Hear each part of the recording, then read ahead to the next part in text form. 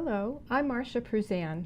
Welcome to Seniors Today, a monthly program produced by the Commission on Aging and devoted entirely to issues and interests of Montgomery County seniors.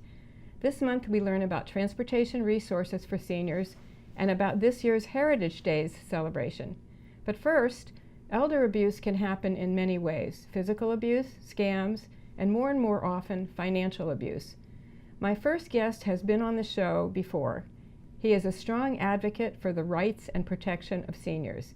He is John J. McCarthy, the Montgomery County State's Attorney. Welcome back, John. Thank you, Marcia. It's great to be here.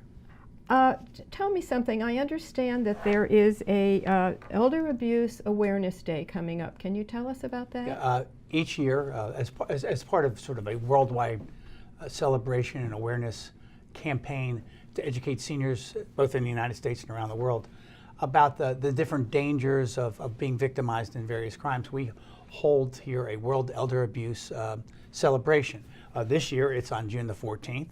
It's at the Holiday City Senior Center up on Ferrara Drive in Wheaton. And there'll be all kinds of resources there from every community group that services the senior community. It's a great opportunity to meet community leaders and to find out what resources are available to seniors to address virtually any kind of issue that would arise for a senior here in the community. So anybody who wants to Absolutely, can it's come? free, and Free actually and in some instances we have tried to arrange from some of the various senior communities transportation to make it so available so that people can come in.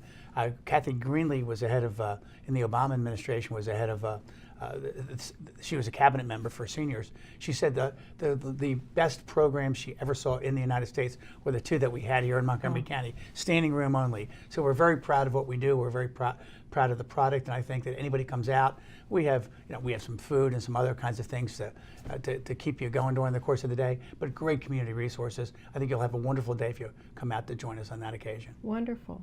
Thank you. So review with us what types of elder abuse you see in the county. Marcia, I was listening to your introduction, and I think quite candidly there is a great variety of different types of abuse that we have to deal with.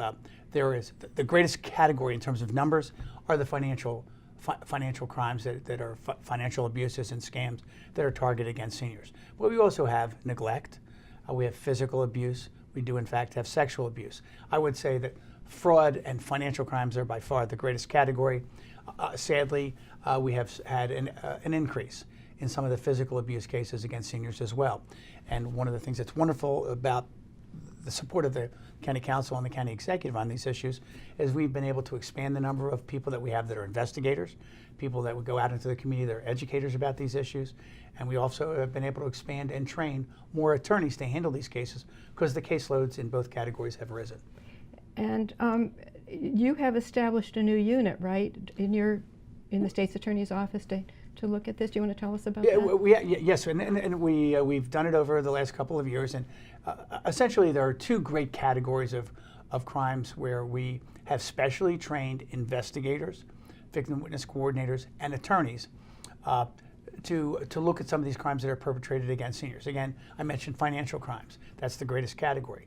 We do have, as our population grows, and we're going to have about 260,000 people living in this community within a year or so that are going to be over the age of 65. And there's various definitions of what is a senior, but for the purpose of our conversation, we'll say it's over the age of 65. That's an enormous increase in that senior population. And you could almost, on a common sense level, figure out that once you have that size of population, the challenge to you to service that population is going to increase. So we have people specially trained to do financial crimes, and then we have other attorneys who are specially trained to do the physical, sexual, neglect cases against seniors. And as you would imagine, there are different skill sets and different training that are necessary for us to be successful in doing those jobs.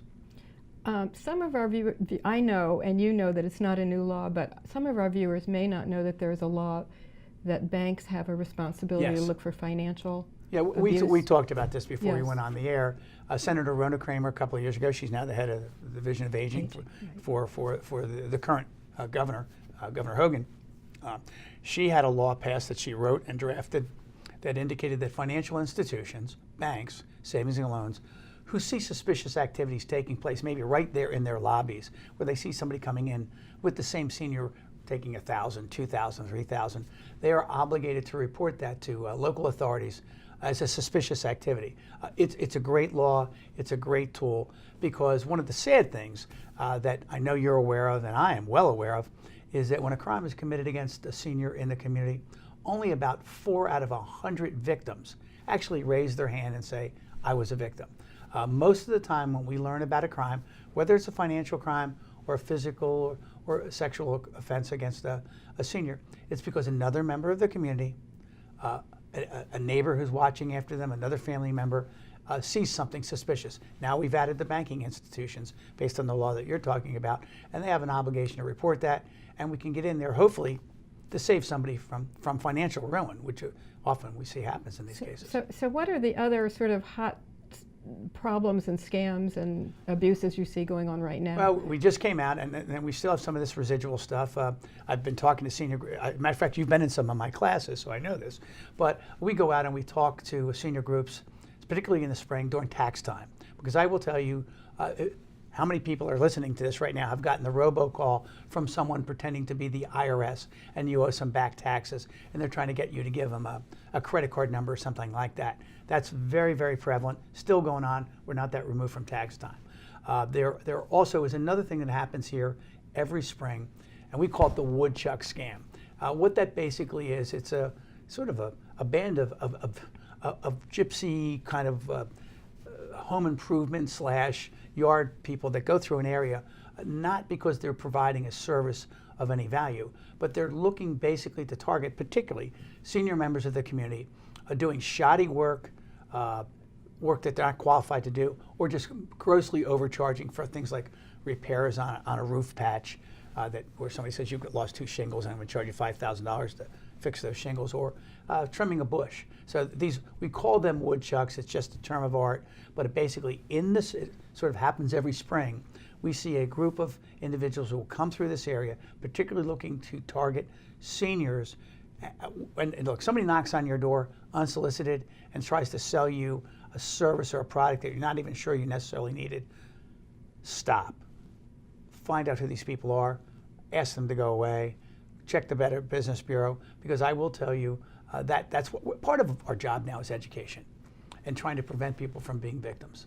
Okay. Well, we have just a minute or so left, and I wondered off the top of your head if you want to say any red flags that people could, just a few before we, and then what people should do if they suspect a problem. Well, that I think like if people to report. suspect a problem, I think you want to contact the local authorities or my office. Okay, but 311 is the county sort of general number where you can get directed to any service you need. So that might be the easiest number. But and I'll also tell you 3 red flags. First of all is isolation. If you see a senior member of the community who's being isolated and being controlled by someone else, that's a red flag that something is going on there. Be wary if you are a senior of requests for secrecy in various things. And again, I guess the other thing is if you're a member of the community, look out for the other members of our community. We need to each be, partners with the members of the senior community to make sure that if they are being victimized, someone is standing up, bringing that to the attention of the appropriate authorities. Because again, 96% of our cases come from some person other than the senior. Well, thank you very much. This has been very interesting. We appreciate your coming and talking to us today, and I know we'll see you again soon. Okay, thanks you very much. Nice to be with you. So when we return, we'll explore transportation resources for Montgomery County seniors. So please stay with us. We'll be right back.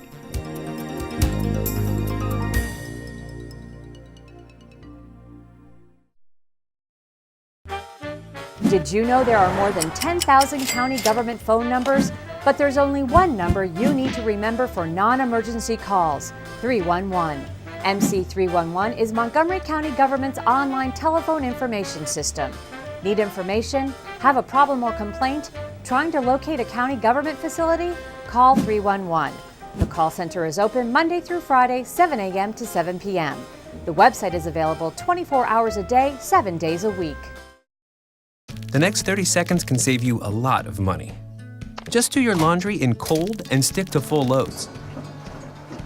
auto-sleep your computers. Plug your gadgets in a power strip and switch it off when you're done. Headed out? Turn back your thermostat by 10 degrees. And drive sensibly. The more energy you save, the more money you save. Find other great tips at energysaver.gov.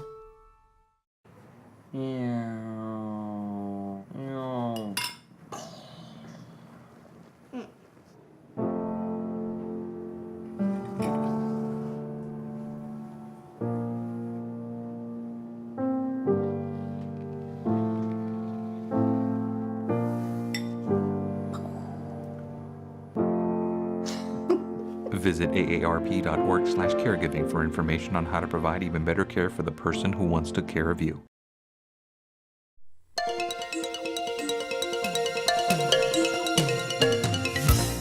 Welcome back to Seniors Today.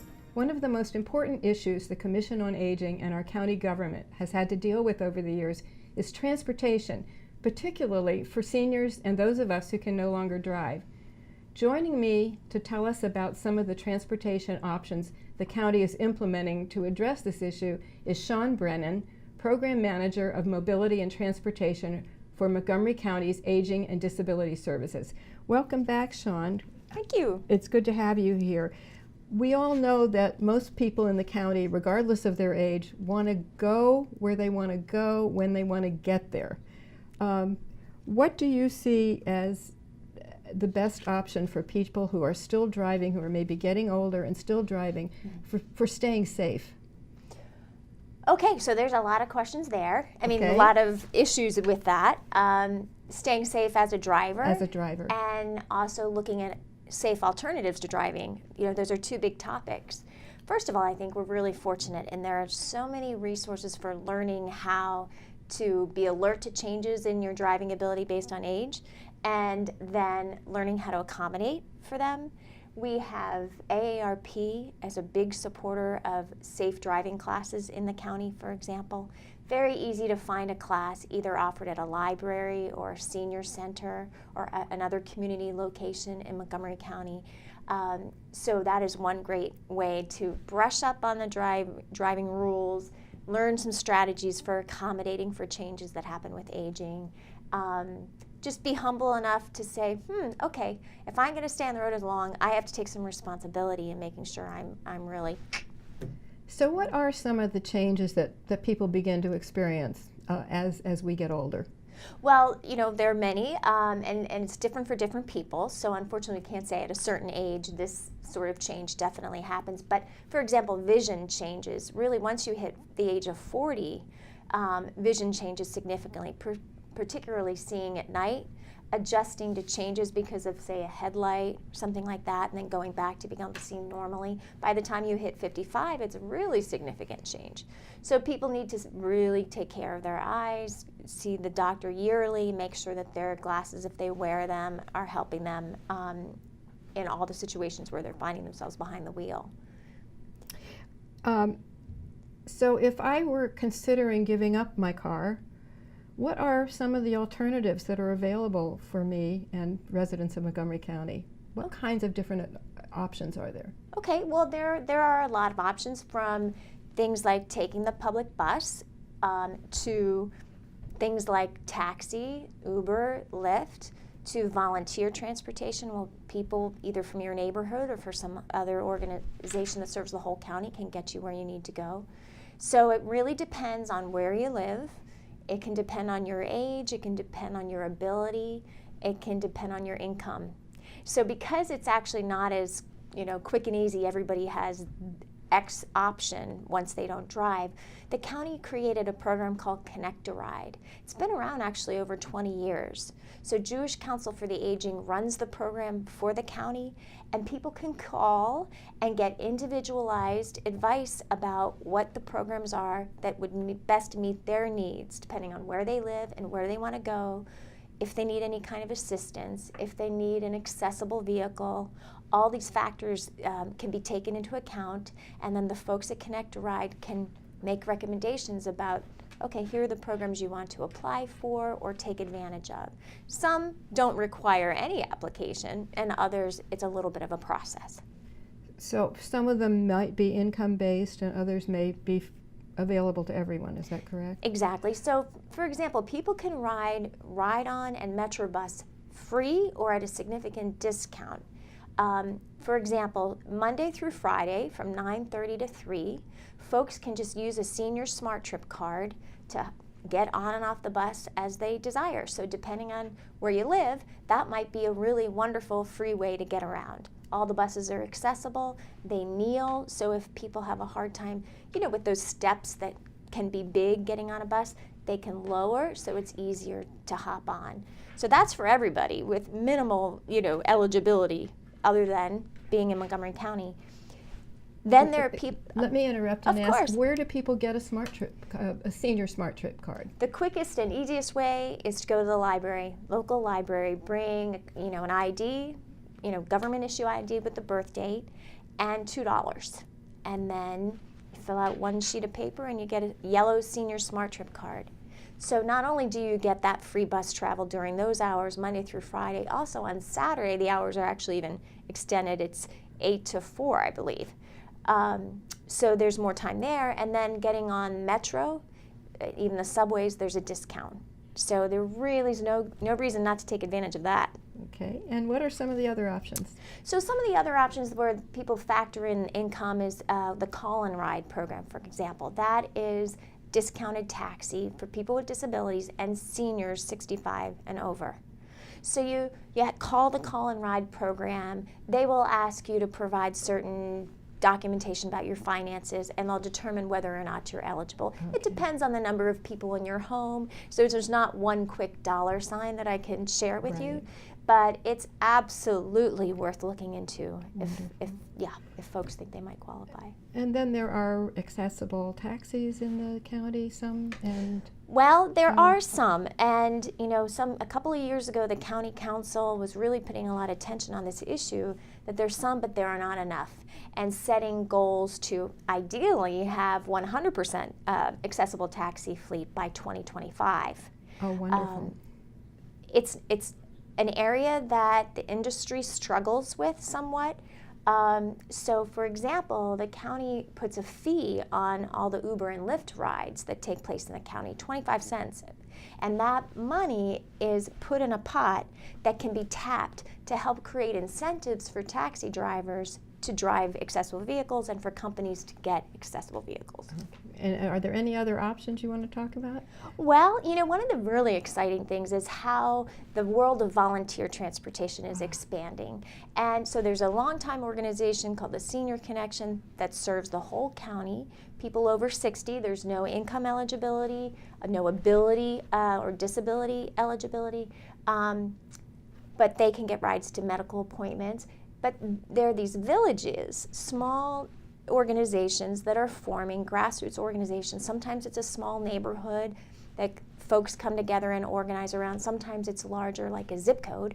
So these villages are popping up throughout Montgomery County, and very often the folks who are volunteering in those villages provide free transportation. That's wonderful. So what are the most obvious changes that have gone on in the last few years that you've seen in the transportation area?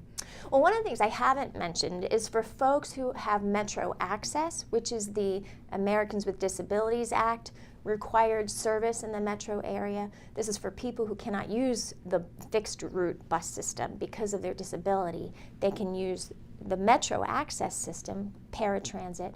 They created an alternative that's called Abilities Ride. And so for folks who are concerned about Metro Access for one reason or another, they have an option to use Abilities Ride, which is basically discounted taxi. Wonderful. Well, and am I correct that the best way for people to get more information, I know you have a wonderful downloadable flyer and one-page flyer, is call 311? Absolutely. Call 311. They can connect people to Connect a Ride or any of the programs that I was describing.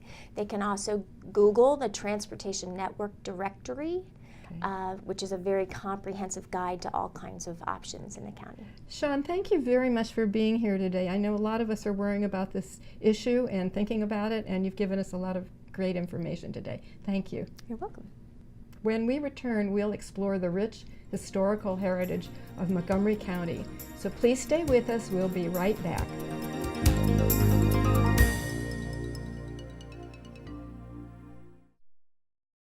Introducing Ride On Extra, coming to Route 355, fall of 2017. The bus with less stop and more go.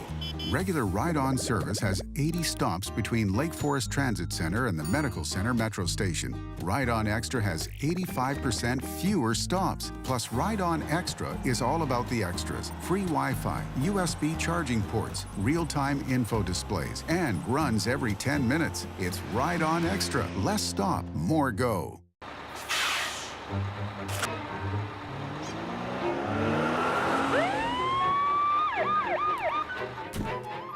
Hey, mister!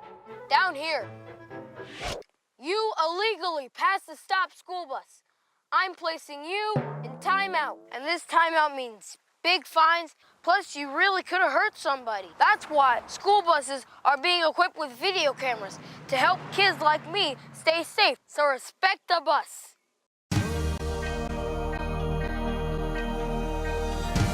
Be active, Montgomery.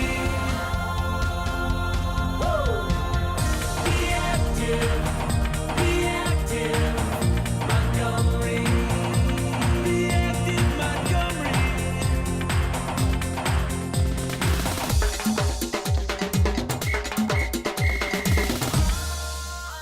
Be active, Montgomery.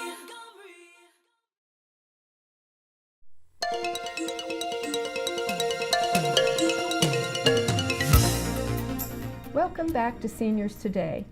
Each year, on the last weekend in June, Heritage Montgomery hosts Heritage Days, a free festival highlighting historic, cultural, and outdoor recreation sites in Montgomery County. Sarah Rogers, Executive Director of Heritage Montgomery, is here to tell us more. Welcome, Sarah. Thank you. What is Heritage Montgomery? Heritage Montgomery is a wonderful organization that is sponsored by both the state and the county. It's one of 13 certified heritage areas in the state of Maryland. It's a wonderful program. We are a grant-making organization for many of the very museums and parks that are featured on Heritage Days. And when is our Heritage Days? Heritage Days, every year, this is our 21st year. Every year they're the last weekend of June, and this year that's the 23rd and the 24th. So I understand that you're doing different things at different sites. How many sites are involved and what kind of sites? We have over 40 sites this year, and we are doing different things every place. We have outdoor fun, we have indoor fun. Each site usually features a new program or special music, or down at the B&O train station, I think they're having kangaroos this year. I'm not quite sure what that has to do with trains, but it should be wonderful. We've got different tours planned all over the county, so wherever you are in the county, you're just a few miles from something to do that's absolutely free and loads of fun. So they're both indoor and outdoor activities? Yes.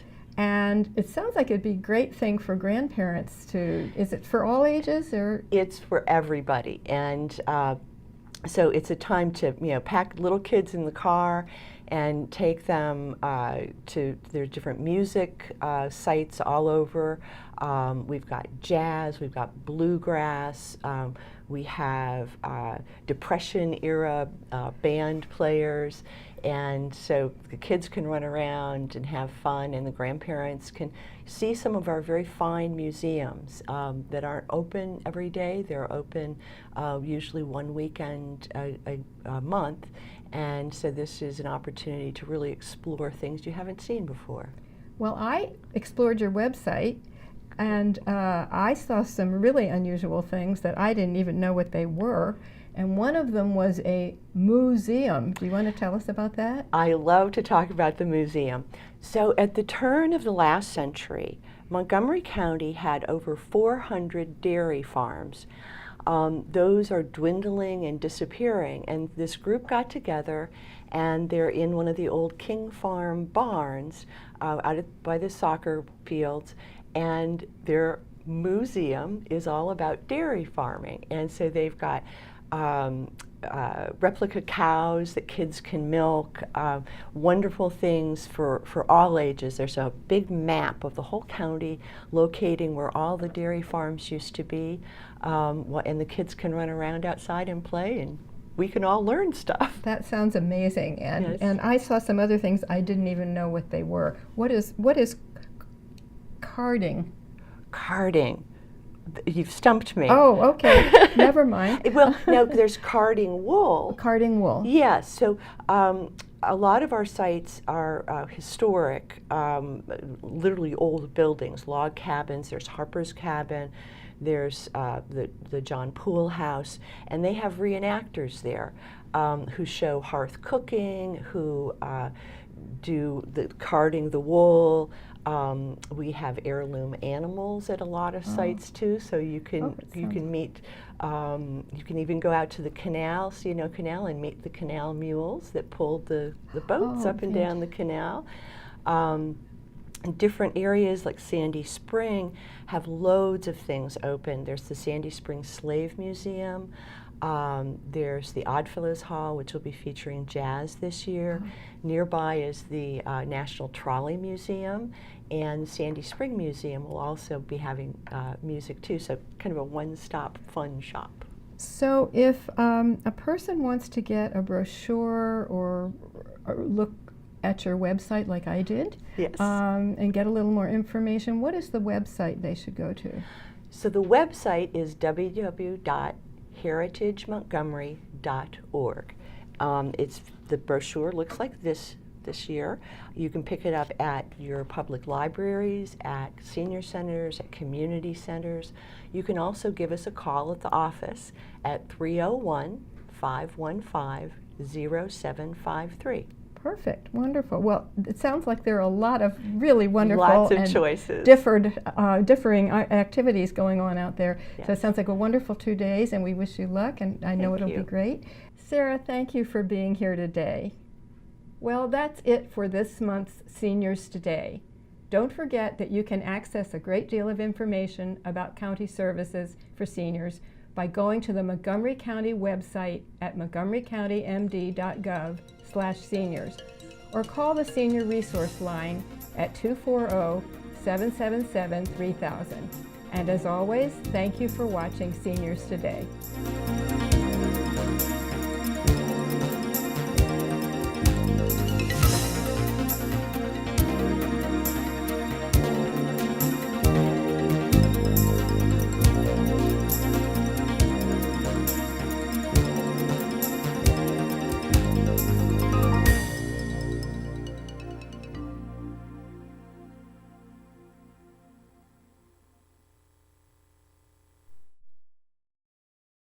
History comes alive during Heritage Days weekend. Discover Montgomery County's historical treasures during this free county-wide event.